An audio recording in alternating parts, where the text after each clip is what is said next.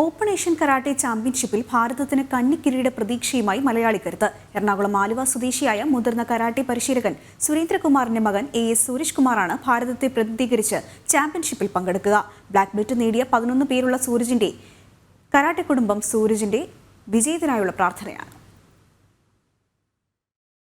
Karate പരിശീലനം ജീവിതമാക്കിയ ആലുവ പട്ടേരിപ്പുറം അറവച്ചപറമ്പ് കുടുംബത്തിന് ഇത് പ്രതീക്ഷയുടെയും പ്രാർത്ഥനയുടെയും കാലമാണ്. ഈ കുടുംബത്തിലെ ഇളമുറക്കാരനായ സൂരജാണ് വേൾഡ് കരാട്ടെ കോൺഫെഡറേഷൻ സംഘടിപ്പിക്കുന്ന ഓപ്പൺ ഏഷ്യൻ കരാട്ടെ ടൂർണമെന്റിൽ ഭാരതത്തെ പ്രതിനിധീകരിക്കുന്നത്.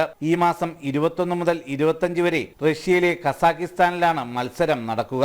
18 വയസ്സിനും 50 കിലോയ്ക്കും മുകളിലുള്ള വിഭാഗത്തിലാണ് 26-കാരനായ സൂരജ് മത്സരിക്കുന്നത്. 2 വട്ടം കരാട്ടയിൽ ദേശീയ ചാമ്പ്യനായിട്ടുണ്ട് സൂരജ്. കഴിഞ്ഞ മാസം ചെന്നൈയിൽ നാഷണൽ ചാമ്പ്യനായതിനെ തുടർന്നാണ് ഏഷ്യൻ ടൂർണമെന്റിലേക്ക് തിരഞ്ഞെടുക്കപ്പെട്ടത്.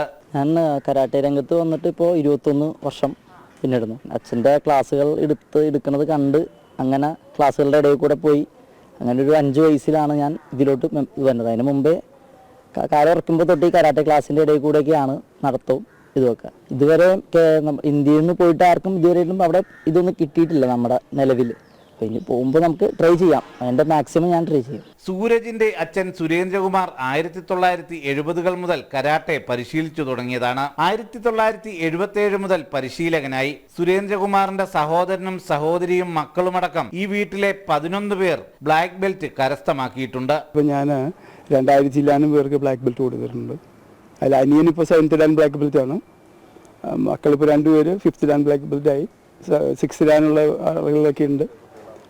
ഫസ്റ്റ് ഡാൻകാർ കുറേ ഉണ്ട്. ഇപ്പോൾ എല്ലാം നല്ല രീതിയിലെല്ലാം നടന്നു പോയിക്കൊണ്ടിരിക്കുന്നുണ്ട്. അപ്പോഴാണ് മകനിങ്ങനെ പോകാനുള്ള അവസരം കിട്ടിയത്. അതിൽ വളരെയധികം സന്തോഷമുണ്ട്.